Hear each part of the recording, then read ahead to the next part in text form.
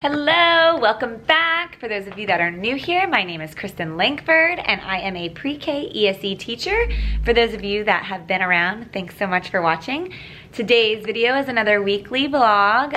We are going over pumpkins this week, letter N, and we are making nachos.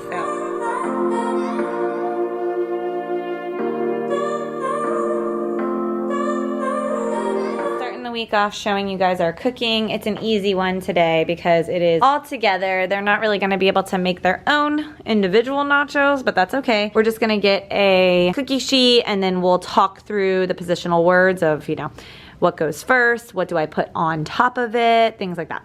Very easy. Literally chips. We're gonna sprinkle the cheese on top. We're gonna put it inside of our oven and then we'll give them a little bit of salsa to try, which none of them will probably eat. Anyway, so we just have it here. Tortilla chips, cheese, salsa. They're gonna color it while it's cooking and then when it comes out, they'll eat it. We're gonna draw a picture of what our plate looks like with some nachos and then how they enjoyed it. While I have the camera turned this way, it is pumpkin week, like I said. So up here we are, I think today actually, we're reading Spookly the Square Pumpkin. Maybe it's tomorrow, not sure. Anyway, so we're making a Spookly craft. We had a parent volunteer to bring in some pumpkins so we can talk about the difference of them. We're gonna cut up, probably just cut this one open. I don't think we're gonna cut that one open yet. On Friday to explore the inside. These are what some of the kids' Spooklys look like so far. I just love this part. For our letter, there we go, our letter N poster. Our poem is I'm a Little Pumpkin, kind of like I'm a Little Teapot. We have started to find the letter of the week inside of our poem, so we did that today while we're waiting to go to the bathroom before we go outside. This is a very eye-opening activity. The one part that kind of stinks is that it's a lot of wait time, which little kids aren't that good at waiting, so that part's unfortunate. That's why we do it while we're already waiting anyways to go to the bathroom. But it's very eye-opening because some kids, when they picked, a lot of them were picking a W, thinking it was a capital N.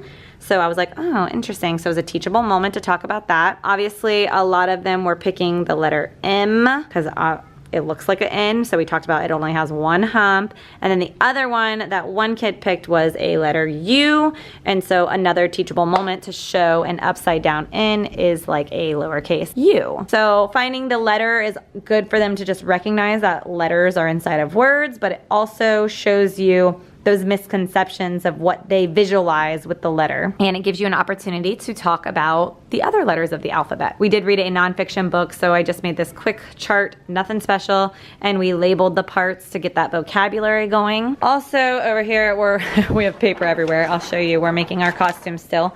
We switched up our sensory bin. We still have all of this stuff mixed.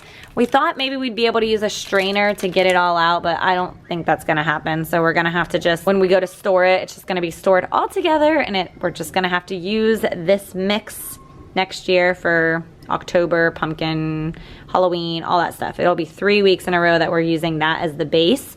We did switch it up. We took out some of the spiders, obviously, and we just found some more pumpkins. We have the soft ones. We have these hard ones. We have these wooden ones that have no idea where they came from, but they were in the back. We put some of these in there for like, you know, a stem type look and a vine. And then I made these fences for 5 Little Pumpkins song and they can like line them up.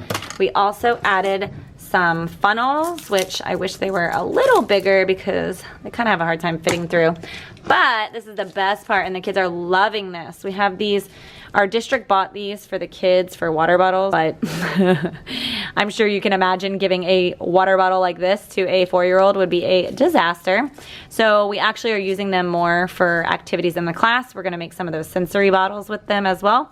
But we just made little faces, different pumpkin faces, and they are using the scoopers and the funnels to fill it up and then they can dump it out, and that has been very, very fun. They really enjoyed this type of activity of capacity. And following up here, notice, I don't think I've ever told you guys, we use our kitchen to put things up high because some of our students, you know, they explore a little bit, and some things we do not want them exploring until the time is appropriate where we can actually use that activity. So we put this one up here every day to keep it out of the way.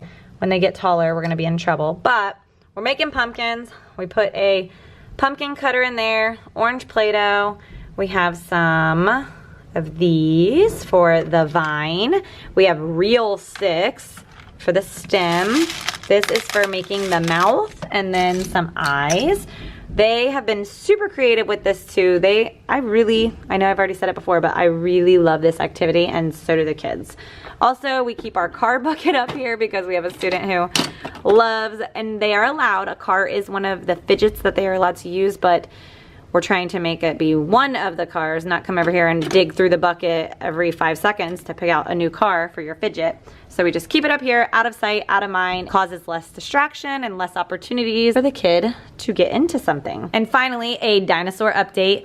We have done some switching around. I know I discussed with you guys the eyes being in the front versus in the back, and we actually have a patrol in here, and he said, I'm a dinosaur expert, and the eyes should be in the back. So nonetheless, we are changing it. We have the 3 spikes on top. We're gonna put that extra spike in the back and have the eyeballs be towards the back. We have also been struggling to figure out how we're gonna keep it on their head, but Miss Sam came up with a great idea. We're gonna use a sentence strip to measure their head, and then, let me grab one that's not glittery.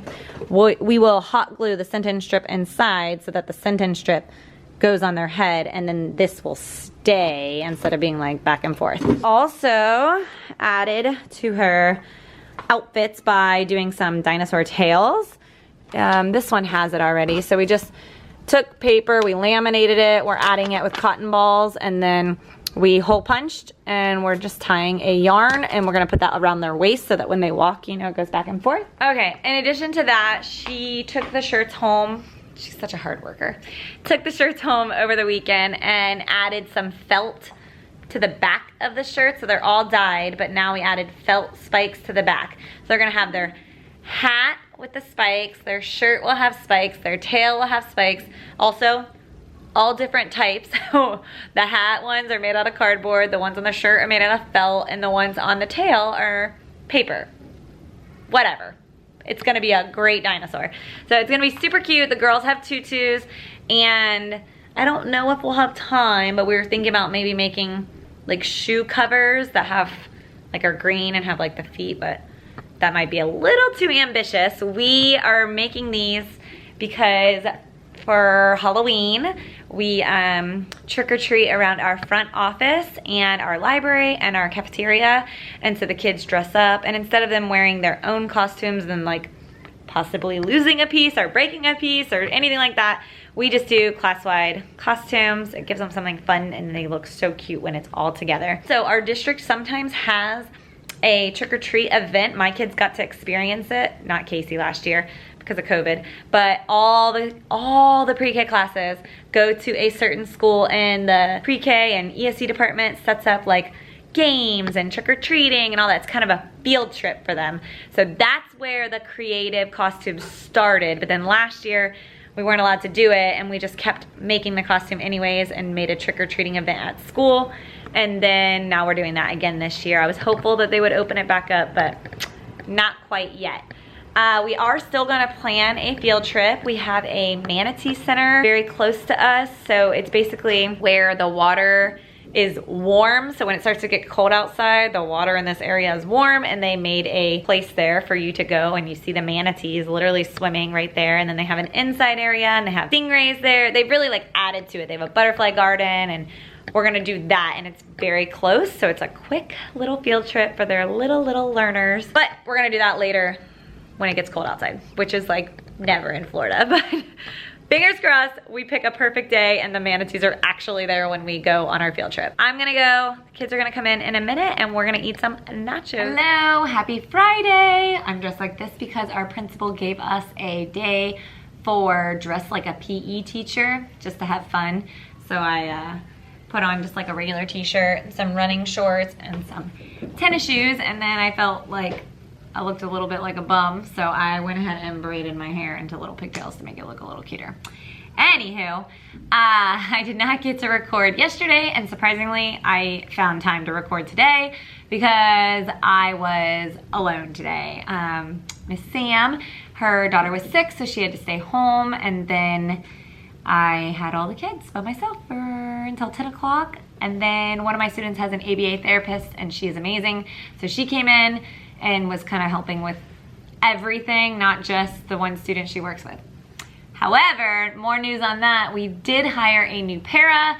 I have not met her yet. She was just interviewed with my principal and assistant principal, and they have a great review of her. So fingers crossed she will be starting very soon, and then our small groups can work a little better, you know? Okay, speaking of small groups, I'm gonna share with you what we did in small group. In my small group, we are continuing to work on rhyming words, and last week we did rhyming with like the little Halloween people. I found these cards for pumpkins, and they have pictures on them for rhyming. They are also cut apart into like a certain puzzle piece, so you can tell, kind of confuse them. Like these look like they would go together, so if they were really not listening to the rhyming, they might grab it and then realize that the puzzle doesn't really go together. So box and cat don't rhyme. Miss Sam's group, same old letter N book. Also though, next week we are not doing a letter of the week. We're just gonna take a little break and do some themes around Halloween. So her activity will not be the book, it'll be something different. Our first independent group was computer. It's working, it's keeping their attention, so we're gonna keep it. And then the second independent group was looking at Halloween and pumpkin books, which honestly really kept their attention because they're very excited about it. And that was it for literacy. Simple, easy. We were very successful with the timing of everything as well. In math groups, I worked on our new skill, you know. We've been working on sorting last week. We did sorting by color and shape, and so this week we did sorting by size. And I found little cards that says large, which is a good word because they say big a lot. Small, little, medium, the middle size. They just had different size pumpkins, so this one was obviously the small pumpkin. There were some medium pumpkins, and then some large pumpkins. And what I did was I gave each kid a turn to go in individually in the group. How would you describe this by their size? And they would say the word and then put it in the correct group, like sorting. And then after we did it all together, like one at a time, we actually let the kids try it on there all by themselves. For some of the groups, I even let them do it one at a time, like here's all the cards, let's see how fast you can sort them. That was for the group that I knew obviously got the skill, and I just wanted to make sure they could do it by themselves before I colored it in on their data folder. All right, and then Miss Sam's group did pumpkin number towers. It's from funlearningforkids.com, and it says that you can like roll the dice and then count it to add them together and then build a stack, but we're not there. So what we did is she would just point to a number and say, what number is this? And they would say 7. And then she'd say, okay, here's the cubes. Can you make a stack of 7? And then they would do that and then go back and forth. There was actually 4 kids in a group and there's 2 sets. So she would have 2 kids working together on one and 2 kids working together on the other. And then they could talk about, oh, number 2 has a short tower compared to number 9 that has a really tall tower. Why is that? All those kind of questions. Okay, the other independent math activity was another matching of numbers. Last week we did it with the spiders and it was a little rough, but this week we did it with the pumpkins. One pumpkin has a number on it and another pumpkin would have like a 10 frame with a dot. And I did a little bribing this week since, you know, it's independent time. And I told them if they work together and they were able to match all the numbers with all the 10 frames, they would each get a sticker on their green choice chart. So they got to work. They did really well. One of the groups wasn't really good at recognizing the number, but they do know how to count. So I showed them how they could use the calendar to say, like, if they don't really remember what this number is, they can match it to the calendar and say 1, 2, 3, 4, 5 to figure out what the number was, and that really helped them. The other math group was just a game that I found. I couldn't find anything else pumpkin themed, and it was cutting it close on a Monday morning. I actually was not very prepared last week, which sometimes that happens, and I didn't have all my games printed out on a Thursday so that we could laminate them on Friday. Nonetheless, I just came in and found a counting game. It's actually bananas that go inside little pouches. So it has nothing to do with pumpkins, but it does do with the skill of counting and adding in to match the number. All right, and that is it for our small groups. I made a huge mess on my table, so I'm gonna clean that up real quick. Okay, all cleaned up. Next is the books that we read. You know that when we do a letter of the week, we always start with our letter book from Scholastic. So it was letter N, and then we made our letter crown on Monday. Then we moved into learning nonfiction about pumpkins. So we read Seed Sprout and Pumpkin Pie, and it has amazing pictures to really show them exactly what real pumpkins look like, how they grow, different things that you can describe them by, you know, big and little, and then bumpy. And look at these. Those are boats made out of pumpkins. So they thought that was really cool. And then after we read it and learned about it, then we made a poster and labeled the parts of a pumpkin, which was, they got it. They definitely have it by the end of the week because our poem labels it and our poster. And then we did a fun little read aloud. I think this one was on Wednesday, which Wednesdays are quick read alouds because of the fact that we have cooking and we don't really have a lot of time. So just 16 Runaway Pumpkins, that was from Scholastic. And then on Thursday, we read Spookly the Square Pumpkin. I actually don't have a copy of that right now because I borrowed it from another teacher and I already returned it. But it is super cute, which is why we made our Spookly pumpkins back here. And then next week for cooking, since we don't have a letter of the week, we're gonna make Spookly cookies out of graham crackers. For social emotional, we are still learning our emotions. So far we've already learned sad and happy, surprised and scared. And this week, as you can see, is angry, which we have some friends in here that are pretty angry. Anyways, little boy, super cute. We did a puppet script the first time about how her body was tense and how she felt very angry and what made her angry. And then we read about our little friend here being angry about someone knocking down his blocks, which is a very realistic problem that happens in here. We played a game about, like, we put all the emotions out and they had to flip them over to find the match of angry. And then we also talked about a time that we had felt angry. And then today, it was a story time with it. This book, our district actually bought for us, and it is called When I Feel Angry. Look at that. And it's super cute because it gives a bunch of reasons what could make him angry, or her, I think it's a girl, what makes her angry, but then it gives lots of ways to calm down and how to get past or what to do when you feel angry. So after we read the story, we all went around and gave an example of something that we could do when we feel angry. Very good. Today, even though I was by myself, I feel like we got so much done. On Fridays, you know, we don't do small groups, so we usually do some other type of activity. We got our poems done, which I'm gonna show you in a minute. And then during the math time, it wasn't really a math activity, except they did count the letters in their name. We did pumpkins like this. I wish I had the name of it. It's a freebie though. Search for it on Teachers Pay Teachers. And if I remember, I'll link it down below. But it has different pumpkins with different lines depending on how many letters are in their name. And the kids, I wrote the letters of their name and they got to practice cutting. I cut the main pumpkin out, but they got to practice cutting their straight lines and then putting their name in order after they counted how many letters are in their name. And I gotta tell you, they did so good. Some of them needed a lot of help with the cutting, but as far as like putting their letters in order, they were very successful with that, and I was super proud. And then, let's see, what else did we do? We did our poem, we made that, oh, we carved a pumpkin today. We did run out of time for that, so I carved it open during play centers, and then I called them over and we talked about what was inside of it, and they got to touch it and feel it and look at seeds. We did not count the seeds because we're not counting that high in pre-K. We don't have time for that. It would be me counting and them listening. And then during that time, I made it a face and we talked about it afterwards. So let me show you the last couple of things. All right, here's our pumpkin that we carved and the piles of candy back there for my children. I tried to make him look surprised, but he looks a little scared. I'm not sure. We tried to talk about it and the kids were like, he looks scared. I'm like, oh man, I was going for surprise. And then we have all of our spooklies. They are doing so good. It's very eye-opening sometimes to see some of these projects and how they interpret it. We have our little pumpkin still. Here's all my children after school playtime. Then our letter N for show and share poster today. I should have written a little bigger because I have an empty spot, but overall, pretty good. Dinosaur is still taking over the entire classroom, but next week is the big reveal of everybody's costume. So I'll try and take a picture of one of the kids in their costumes and just blur out their face so that you guys can see the final look. And then for poetry, we did our Parts of a Pumpkin poem. And it just goes to I'm a Little Teapot. So it talks about the vine and the stem and the skin. And when it's open, there's seeds and pulp.